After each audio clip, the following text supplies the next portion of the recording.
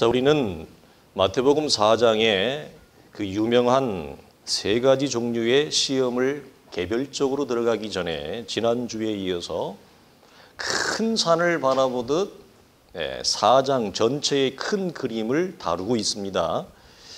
오늘 세 번째 그 큰 산 전망을 나누고자 합니다. 지난주에 두 가지의 전망을 나누었어요. 오늘은 세 번째 전망. 이 세 번째 전망에서 우리가 확인하는 큰 메시지는 뭐냐? 마귀의 공격, 마귀의 유혹과 제안이 모두 무엇을 동원해서 예수님을 공격합니다. 어려운 게 아닙니다. 성도들에게 한번 스스로 답변을 해보세요. 마귀가 예수님을 유혹합니다. 시험합니다. 공격합니다. 무엇을 동원해서? 공격하는 무기, 재료가 뭐예요? 좀 멋있는 걸 가지고 와야 되는데 마귀가 말씀으로 예수님을 공격합니다. 너무 넌센스죠. 너무 기대하지 않았던 겁니다. 너무 초라하고 낡은 무기를, 재래식 무기를 가지고 오는 것 같아요.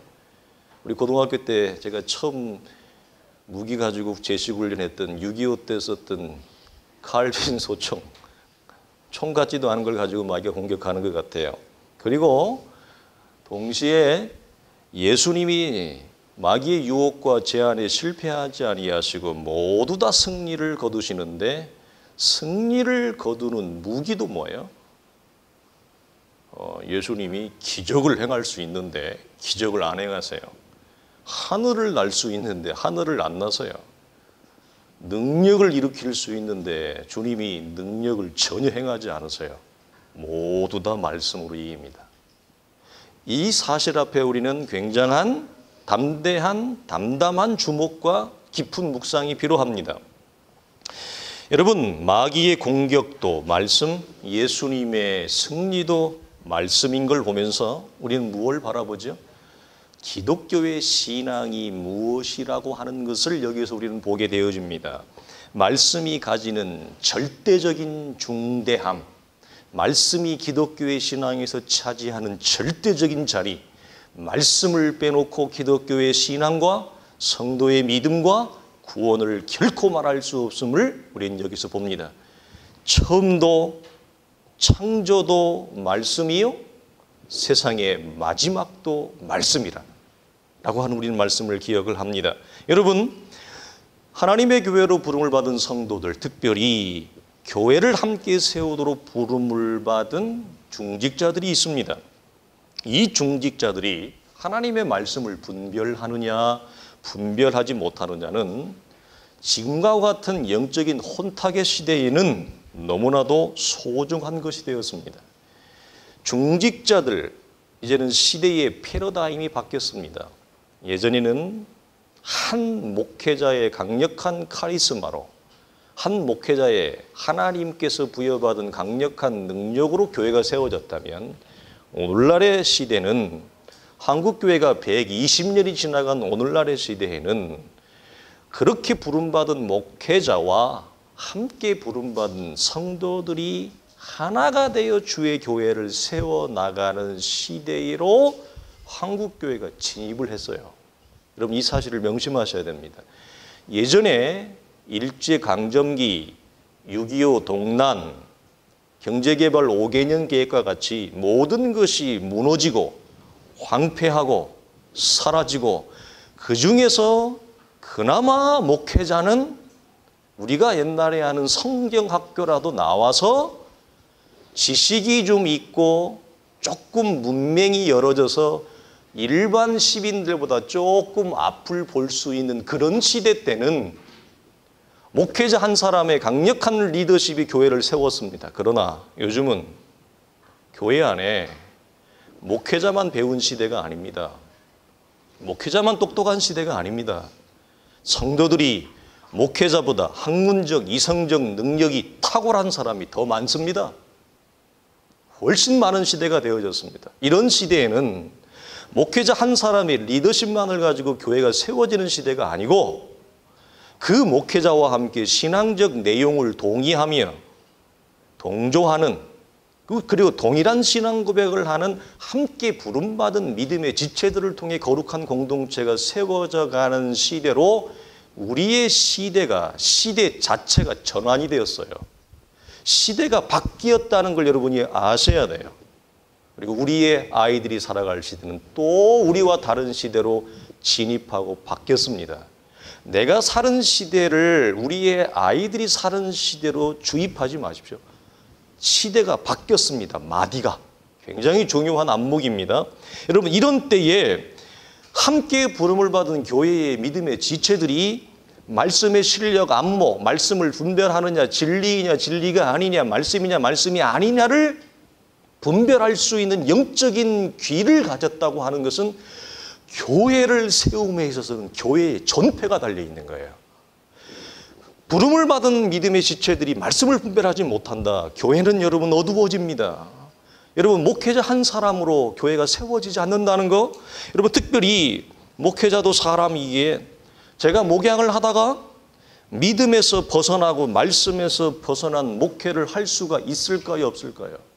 그건 아무도 장담할 수 없는 것입니다. 우리는 하나님 앞에 맹세할 수 없습니다.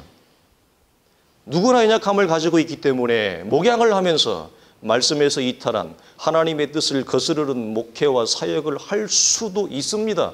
보장할 수 없죠. 그러면 그때 누가 목회자를 잡아줍니까?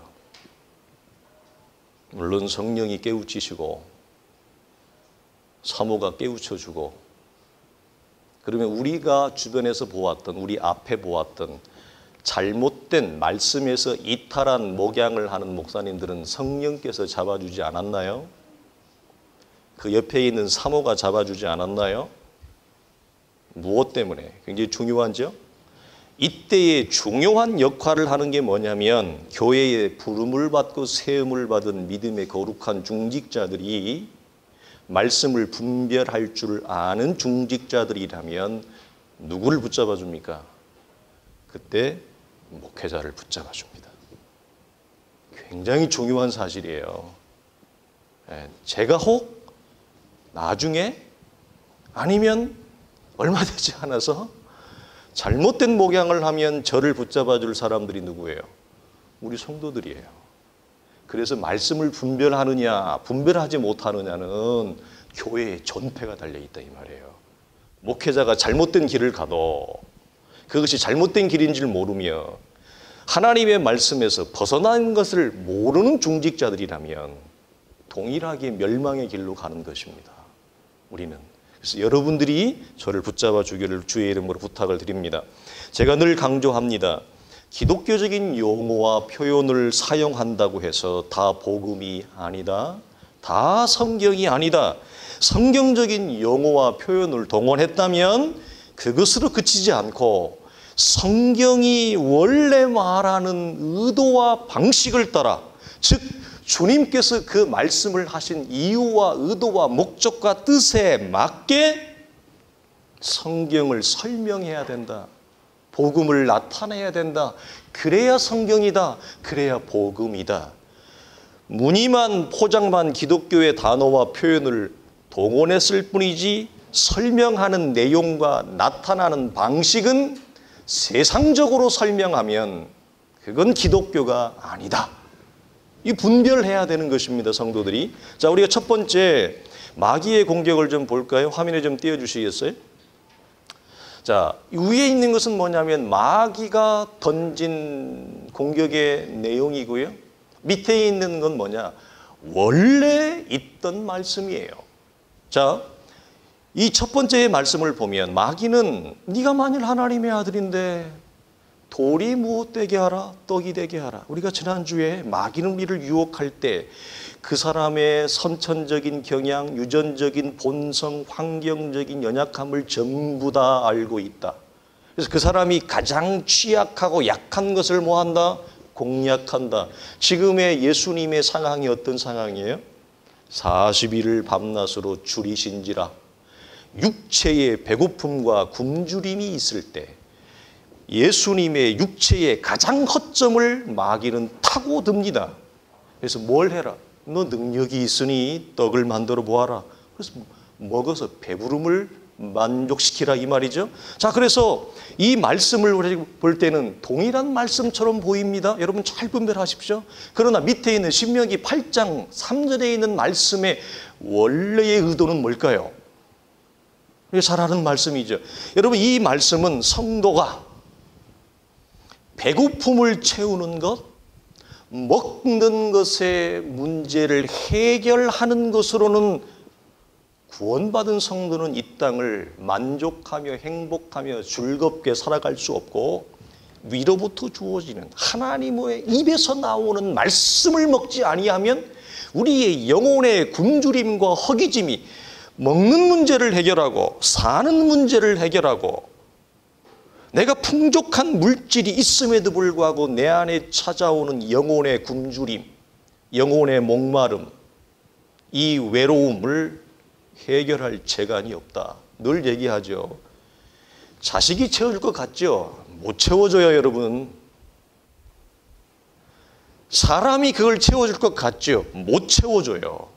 못 채워줍니다. 그렇다고 해서 부부관계를 함부로 하라, 부모의 자녀의 관계를 함부로 하라는 얘기가 아닙니다. 우리는 하나님 앞에 남편의 역할, 아내의 역할, 부모의 역할을 하나님 앞에 최선을 다해 성실하게 걸어갑니다. 그러나 내 영혼의 근본적인 목마름과 내 영혼의 근본적인 외로움과 이 허기짐은 돈으로 채워지지 않고, 자식으로도 채워지지 않고, 부부관계로도 채워지지 않고, 여행으로도 채워지지 않고, 독서로도 채워지지 않고, 우리는 여러 가지를 시도합니다. 전부 일시적입니다. 지나면 또 배고픕니다. 지나면 또 허기집니다. 만족이 없습니다. 우리는 이걸 채울 수 있는 건 뭐냐? 하나님의 입에서 나오는 말씀이에요. 이걸 먹어야 산다 이 말이에요. 원래 그래서 성도는 돈만으로 이 땅을 살 수 없고 하나님의 말씀으로, 배움으로 채워야 우리의 영혼이 산다 이 말씀인데, 사단은 이 말씀을 어떻게 바꾸죠? 돌로 주님이 떡을 만들어 버리면, 주님은 이런 능력이 있어요 없어요? 물어보겠습니다. 있죠. 주님의 사역 중반부에 주님이 뭐를 바뀌죠? 오병이어의 사건을 우리는 기억을 합니까? 주님은 돌을 떡으로 바꿀 능력이 있는 분이에요. 주님이 이 사단의 제한 앞에, 이 육체의 허기짐 앞에 돌을 떡으로 만들어버리면 여러분 어떤 일이 일어날까요? 저 말씀은 완전히 뒤집어집니다. 어떻게 뒤집어질까요? 기독교는 어떤 기독교가 됩니까? 떡의 종교가 됩니다. 기독교는 먹고 사는 것을 해결해 주는 것이 되고 맙니다. 원래 신명기 8장 3절에 있는 말씀은 원래 의도는 뭐라고요? 기독교는 떡이 아니라 하나님의 말씀이다. 이걸 얘기하는데 주님이 너무 허기지어서 그 유혹을 참아내지 못하고 넘어서서 당신의 능력으로, 독자적인 능력으로 떡을 만들어버리면 기독교가 어떻게 되느냐? 떡의 기독교가 돼요. 먹고 사는 것을 해결해 주는 것이 기독교의 모든 것이 됩니다. 기독교의 전부가 되고 맙니다. 여러분, 어떻게 하면 돌이 떡이 되게 할 수 있을까를 위해서 지금 어떤 분들은 예배하고 기도하고 헌신하고 열심을 동원합니다. 그럼 기독교는 어떻게 돼요? 한낱 무속 종교로 전락하고 맙니다. 여러분, 교회가 이런 내용으로, 이런 방향으로 가면 교회의 영광이 없습니다. 성도의 구원도 없습니다. 오직 이 세상에서 약육강식과 적자 생존의 싸움에서 어떻게 하면 남보다 많은 떡을 확보하느냐의 싸움으로 기독교가 추락을 하고 마는 것입니다. 그래서 우리 여러분, 이런 내용과 방향으로 전달되어지는 그런 성도들을, 그런 분들 우리가 가끔씩 만나게 되어져요. 아주 가끔 만나요. 잘 못 만나요. 동안 지나야 이런 성도들을 만나는데 만나보면 어떻게 되죠? 그들 안에서 나오는 기독교의 내용이 뭡니까? 그들이 말하는 기독교의 신앙이 뭡니까? 너무 적어서 이런 분들이 찾아보기가 힘들어요. 그래서 가끔씩 만나는데 가끔씩 그런 분들을 만나면 그들의 입을 통해 나오는 예수는 누구예요? 우리는 형편없는 내용과 신앙을 가진 자들을 보게 됩니다. 기독교가 떡에서 말씀으로 바뀌어야 되는데 말씀에서 떡으로 바뀌어버리면 교회의 영광과 성도의 구원의 영광을 찾아볼 수가 없다고요. 가끔가다 그런 분들을 만나면 깜짝 놀랍니다. 이 정도로 아무런 내용이 없을까 예수를 믿는다는데 우리는 그것을 경험합니다. 여러분, 그런데 어떤 사람들은 이것을 안타깝게도 기독교로 이해하는 사람들이 있습니다. 기독교의 이름과 자원으로 이 땅에서 성공적인 먹거리를 많이 확보하는 것이 하나님의 축복이요, 능력으로 이해하고 그걸 많이 확보했으면 교회 앞에 간증합니다. 여러분 기억하십시오. 유혹하는 자의 유혹, 말씀을 교묘하게 원래 주신 의도와 목적을 뒤바꿔 놓는 것입니다. 기억하십시오. 잘 분별할 수 있기를 주님의 이름으로 축원합니다. 두 번째 유혹 볼까요? 화면 띄워주면, 네가 만일 하나님의 아들이면 명하여 기록되었으되라고 하는 말이 있죠. 저걸 누가 얘기했느냐? 마귀가 얘기했어요. 이 말은 무슨 말이냐면, 복음서를 보면 주님이 구약에 있는 말씀을 가져와서 말씀할 때 무슨 어떤 말씀이 이렇게 기록되었으니 내가 너희에게 이르노니라고 할 때 그 기록되었으리라는 말을 예수님만 사용하는 게 아니라 사탄이 사용합니다. 놀랍지 않습니까? 우리는 이 구약의 말씀을 인용할 때는 예수님만 이 말씀을 전매 특허로 사용하는 줄 알았는데 사탄도 기록되었으되 이 말을 가져와요. 놀라 자빠지는 겁니다, 여러분. 여러분, 이 말씀에 원래 했던 파란색의 말씀과 여러분 차이점을 한번 발견할 수 있겠습니까? 한번 보십시오. 원래 시편 91편에 있는 말씀인데 장학 기주 5초 드리겠습니다. 잘 발견할 수 없을 것입니다. 거의 똑같습니다. 너무 비슷합니다. 아무런 차이가 우리 눈에 들어오지 않습니다. 마귀가 인용한 말씀과 원래의 말씀을 봐도 발견하기 어렵습니다. 여러분, 이럴 때는 어떻게 하면 될까요? 11절, 12절에 있는 말씀이 아니라 시편 91편 전체의 말씀을 봐야 됩니다. 시편 91편 전체의 말씀, 자 1절과 2절과 9절을 화면에 좀 띄워주시겠어요? 혹시 가능하면. 자, 이런 말씀이 있어요. 지존자의 은밀한 곳에 거주하며 전능자의 그늘 안에 사는 자여, 나는 여호와를 향하여 말하기를 그런 나의 피난처요 나의 요새요 내가 의뢰하는 하나님이라 하리니, 네가 말하기를 여호와는 나의 피난처시라고 지존자를 너의 거처로 삼았으므로. 혹시 이쯤 되어서 말씀의 센스가 작동이 되시는 분이 계신가요? 말씀에 감이 오시나요? 훌륭하신 겁니다. 엑설런트입니다. 은퇴하십시오. 산을 내려가십시오. 여러분, 이 말씀은 하나님이 우리의 삶의 전부요, 삶의 중심에 하나님을 놓고 이 땅을 믿음으로 걸어가는 성도들이 그럼에도 불구하고 환난과 역경을 만납니다. 그렇죠? 그 환난과 역경, 믿음으로 살아가는데도 불구하고 하나님이 내 삶의 중심에 있어요. 그럼에도 불구하고 우리가 고난과 역경을 만나요. 그럴 때에라도 하나님은 어떤 하나님이라? 우리의 발을 땅에 부딪히지 않도록 나를 건져내시는 하나님이라. 그 고난 속에서도 힘듦 속에서도 우리를 살려내시는 하나님이시라. 천사를 동원하서라도 우리의 발이 거친 땅에 닿지 않도록 나를 구원하시는 하나님인 것을 나는 신뢰합니다. 이 고백의 말씀이에요. 왜냐? 그는 나의 피난처가 되시기 때문입니다. 왜냐? 그는 나의 요새가 되기 때문에 그렇습니다. 왜냐? 나는 그런 하나님인 것을 알기에 나는 그 하나님을 신뢰하기 때문입니다. 이 말씀이에요. 자, 이 말씀은 우리가 어려움과 환난을 당할지라도 나를 능히 건지실 하나님을 나는 신뢰합니다. 이 고백이거든요.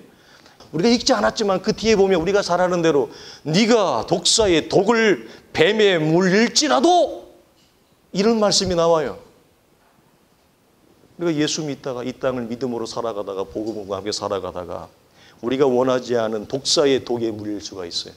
그럴지라도 그때 하나님이 너를 건져내리라. 그런데 마귀는 뭐죠? 야, 네가 하나님의 아들이라면서, 야, 네가 목사라면서, 네가 구원받은 성도라면서 뱀 앞에 가가지고 손을 내밀어 봐. 네가 독에 물리는지 안 물리는지. 마귀는 이렇게 하는 것입니다. 야, 네가 교회 권사라면서, 너 교회 장로라면서 교회 옥탑에 올라가 뛰어내려 봐. 하나님이 네가 만약 정말 하나님 앞에 축복받은 인생이라면 하나님이 하늘을 열고 천사를 불러서 네 발을 땅에 닿기 직전에 너 발을 딱 붙잡아 줄걸? 하나님 앞에 따져봐, 도전해봐, 시험해봐. 이 말이에요. 근데 원래 이 말씀은 하나님을 그렇게 이용하고 도전하고 시험하라는 말씀이 아니라 혹 내가 이 땅을 걸어갈 때 믿음으로 걸어가지만 넘어질지라도 나를 건지실 하나님이십니다. 이 말씀이라 이 말이에요. 전혀 바꾸어요. 전혀 바꾸어요. 여러분 놀랍지 않습니까? 사단이 얼마나 교묘한지, 사단이 얼마나 여러분 나쁜 의미로 영특한지. 마지막 여러분 세 번째는 화면에 띄워주시겠어요? 첫 번째와 두 번째의 유혹과 공격이 통하지 않자 정면승부를 겁니다. 온 세상이 보이는 가장 높은 곳으로 예수를 데려갑니다. 광야에서 성전 꼭대기로, 성전 꼭대기에서 가장 높은 곳으로 올라갑니다. 이것은 환상 중에 일어나는 거예요. 영적 환상 중에. 여러분 어디쯤 올라가야 세상이 다 보이겠어요? 그렇죠? 환상과 비전 중에서 이것이 일어나는 것입니다. 여러분 온 세상이 보이는 높은 곳으로 데려가 마지막 제안과 유혹과 공격을 합니다. 내가 천하만국에 보이는 모든 영광과 권세를 다 주겠다. 이걸 제안합니다. 대신 하나님의 말씀 하나만 버려라. 어떤 것을 거래의 조건으로 제시하느냐? 온 세상의 모든 영광을 다 주겠다. 딱 하나. 말씀을 버려라. 이걸 제안합니다. 여러분 그 계명의 말씀이 뭐죠? 하나님이 이스라엘에게 주었던 10계명의 첫 번째 계명이었습니다. 너는 나 외에는 다른 신을 내게 두지 말지니라. 세상의 영광 앞에 굴복하고 세상의 영광 앞에 무릎을 꿇어버리면, 즉 마귀 앞에 무릎을 꿇으면 하나님이 이스라엘 백성에게 주었던 율법의 모든 원천과 원리가 담겨져 있는 하나님을 섬기는 일을 포기하고 맙니다. 이 사람에게 하나님은 누구예요? 세상의 영광이 되고 맙니다. 이 사람에게 신은 누구예요? 세상에서 가장 높은 자리에 올라가는 것이 신이 되고 맙니다. 하나님이라는 분이 아닙니다. 대신 그렇게 하기 위해서는 1계명을 버려. 잠깐 좀 접어둬. 잠깐 버려. 잠깐 깨버려. 그러면 죽게. 이 말입니다. 여러분 성도가 세상의 영광을 얻으려고 말씀을 버리면 여러분 세상의 영광 앞에 굴복하면 기독교의 신앙은 사라집니다. 여러분 1계명이 깨지면 2계명은 어떻게 될까요? 5계명은 어떻게 될까요? 10계명은 어떻게 될까요? 모든 계명은 도미노처럼 다 깨어지고 맙니다. 그 어느 것 하나도 계명이고 어느 것 하나도 말씀이 되어지지 않고 무용지물이 되고 맙니다. 세상 앞에, 세상의 영광 앞에 기독교의 신앙이 굴복하면, 세상의 가치를 받아들이면 나머지는 기독교의 모든 신앙은 사라집니다. 여러분, 교회가 세상의 영광을 취하고 가르치면 교회는 무너지게 돼 있습니다. 안 무너진다고요. 30년 후에 보세요. 그 교회가 어떻게 되나? 사라져요. 제가 20대 때, 지금 30년이 지났잖아요. 20대 때 좋은 위치, 좋은 환경, 좋은 건물을 가지고 있었던 교회들이 세상의 영광을 추구하고 교묘히 말씀 속에서 기복주의와 신비주의와 물질주의를 가르쳤던 교회들이 30년이 지난 지금 어떻게 됐을까? 금요일 날 얘기했죠? 다 쪼그라들었습니다. 교회가 세상의 영광을 추구하고 세상의 가치를 받아들이고 그것을 하나님의 자리에 대신 갖다 놓으면 그 플러스 마이너스 몇 년은 사람들이 복적복적하고 몰리니까 사람들이 그걸 부흥이라고 생각해. 하나님의 축복이라고 생각해. 시간이 조금만 지나가 보세요. 교회의 영광도 없고 성도의 구원도 없는 멸망과 패망의 자리로 황폐해지고, 서구 교회처럼 그 교회에 무슬림이 들어오고 서구 교회처럼 그 교회가 나이트클럽이 될 것입니다. 이미 그런 증상들이 한국 교회 속에 곳곳에 일어납니다. 여러분, 한국 교회가, 경매가 사이트에 한국 건물들이 얼마나 나오는지 아세요? 경매 사이트에 크게 지어놓고 감당이 안 돼서 경매 사이트에 교회들이 많이 나와요. 비극적인 일입니다. 여러분, 마지막 화면을 볼까요? 디모데후서 2장 15절 말씀. 자, 우리에게 필요한 게 뭐냐? 너는 진리의 말씀을 옳게 분별하며 부끄러울 것이 없는 일꾼으로 인정된 자로 하나님 앞에 드리기를 힘쓰라. 여러분, 시대의 마지막으로 갈수록, 세상의 끝을 향해 갈수록 기독교의 가르침처럼 보이나 실상은 거짓된 가르침은 더 힘을 받을 것입니다. 더 일어날 것입니다. 아무리 목회자가 말을 잘하고 설교를 잘한다 할지라도 그 내용과 방향이 이 세상에 집중되어지는 거라면, 이 세상에서 먹는 것의 문제라면, 이 세상에서 잘 되는 것의 문제라면, 가장 높은 영광을 추구하는 것으로 집중된다면 그건 성경이 아닙니다. 그건 참된 말씀이 아닙니다. 그러나 세상의 마지막을 향해 갈수록 이런 가르침은 더 일어날 것입니다. 사람들은 이런 가르침을 더 좋아할 것입니다. 말세에 고통하는 때가 이르르니 배교와 하나님의 말씀을 저버리는 것이 일어나리라. 사람들은 돈을 사랑하며 자긍하며 쾌락 사랑하기를 하나님보다 더 사랑하며, 이런 것들이 하나님의 교회 속에 일어날 것을 미리 성경은 얘기하고 있습니다. 거짓된 자들이 더 많이 일어날 것을 얘기하고 있습니다. 여러분, 이것을 우리가 시대를 바라보며 분별하십시오. 마지막 네 번째, 여러분, 전망 봅시다. 자, 이 전망을 보면요, 유혹의 장소가 우리가 세 군데잖아요. 광야, 성전 꼭대기, 지극히 높은 곳의 순으로 마귀가 유혹의 강도가 점점 강화됩니다. 광야에서 한번 딱 유혹을 이기면 저걸로 끝나면 좋은데, 광야에서의 유혹으로 그치지 않고 더 강화된, 더 센 유혹을 가져옵니다. 성전 꼭대기에서 유혹을 이기면 이쯤 되면 그만해도 될 건데 더 강력한 유혹의 장소로 인도합니다. 여러분, 마치 가장 기본적인 땅의 유혹부터, 광야라고 하는 땅의 유혹부터 그 다음에 사람들이 땅의 유혹을 이기는 거예요. 뭐 먹고 사는 문제가 해결이 되어지면 그 다음에 찾아오는 게 뭐예요? 먹고 사는 것은 가장 인간의 본능이에요. 원초적인 거예요. 저도 19살 때, 20살 넘어갈 때 서울이라는 곳을 처음에 가려고 하는데 두렵더라고. 거기 가서 이제 공부를 해야 되는데 두렵더라고. 아는 사람도 없고, 갈 데도 없고, 잘 데도 없고. 어떻게 내가 먹고 살지? 내가 어디서 자지? 무엇을 먹지? 무엇을 마실지? 무엇을 입지?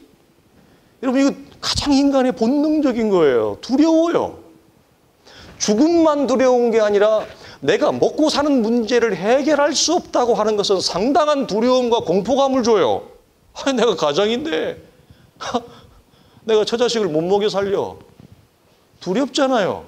얼마나 자괴감이 커요. 그렇지 않습니까? 가장 광야는, 첫 번째 광야는 인간의 가장 본능적이고 원초적인 것을 자극하고 유혹하는 것입니다. 그럼 이걸 우리가 뛰어넘으면 마귀가 물러가느냐? 예수 믿으면서 안 물러가요.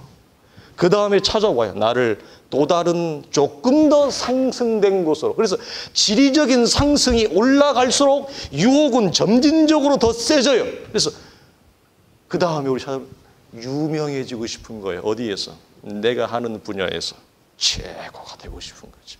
스타가 되고 싶은 것입니다. 모든 사람이 나를 알아보는 성공적인 사람이 되고 싶은 것입니다. 적어도 어디에서? 내 분야만큼에서는 내가 세계 1인자가 되고 싶은 거죠. 나를 모르는 사람이 없는, 나라고 하는 이름이 현수막에도 걸려있고 책으로도 나오고 방송도 타고. 먹는 것이 인간의 원초와 본능이 해결되어지면 그 다음에 우리에게 넘실대는 유혹은 내가 하는 분야와 영역에서 가장 유명하고 멋있고 성공적인 사람이 되고 싶은 이 유혹이 우리를 자극합니다.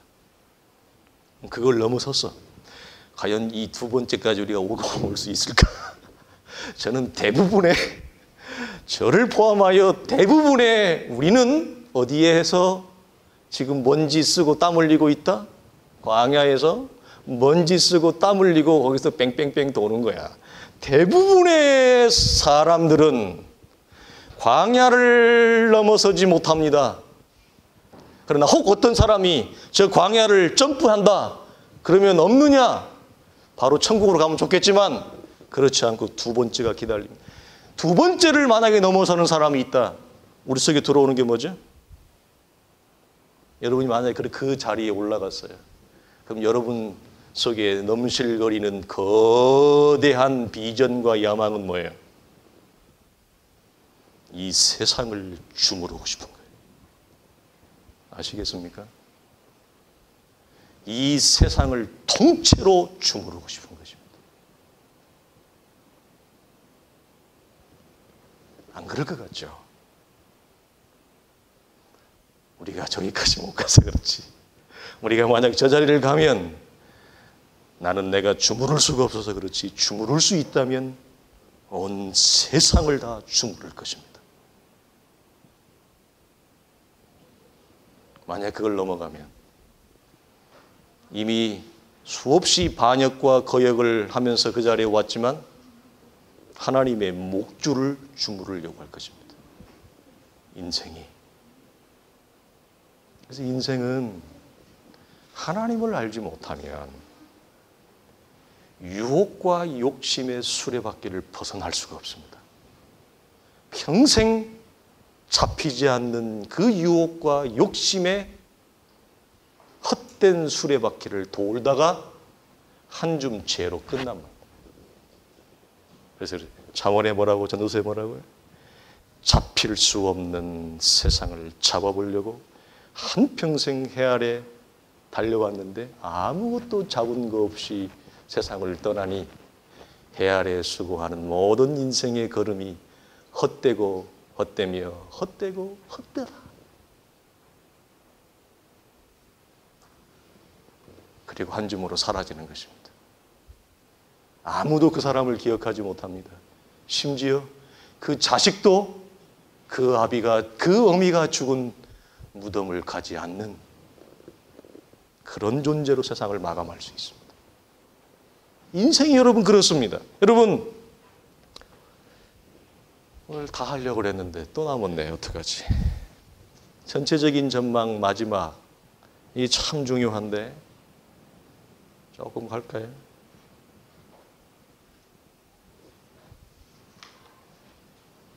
안 되겠습니다. 다음 주에 하시죠. 여기까지 하고 우리 정리하도록 하겠습니다. 기도하겠습니다. 하나님 아버지 감사합니다. 오늘 우리가 하나님의 말씀 앞에 나를 포장하거나 나를 위장하거나 나를 가하지 아니하고 우리의 있는 모습 그대로 내 형편 그대로 내 신앙의 상태대로 하나님의 말씀 앞에 대해봅니다. 주님 우리가 얼마나 연약한지요. 주님 우리가 얼마나 약한지요.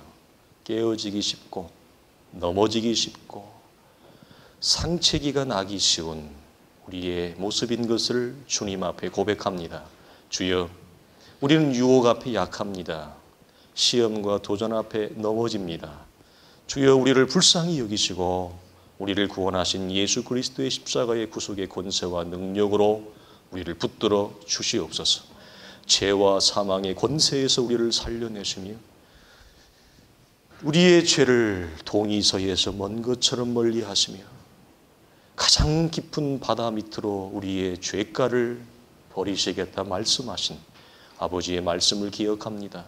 연약한 저희를 붙드시어서 하나님 우리 안에 성령의 보증으로 남겨두신 성령의 거룩한 탄식 우리가 약하고 무너지고 힘들 때마다 우리의 영혼을 위하여 말할 수 없는 탄식으로 우리의 영혼이 살아나기를 위하여 주님 앞에 호소하며 우리가 세상의 유혹과 시험 앞에서 그 유혹과 시험을 이겨내며 믿음으로 승리하기를 원하며 내가 심지어 자는 순간에도 내가 심지어 하나님을 의식하지 못하는 순간에도 내 안에 거룩한 성령은 나를 위하여 기도하고 계시건만 주여 우리를 붙들어 주시옵소서.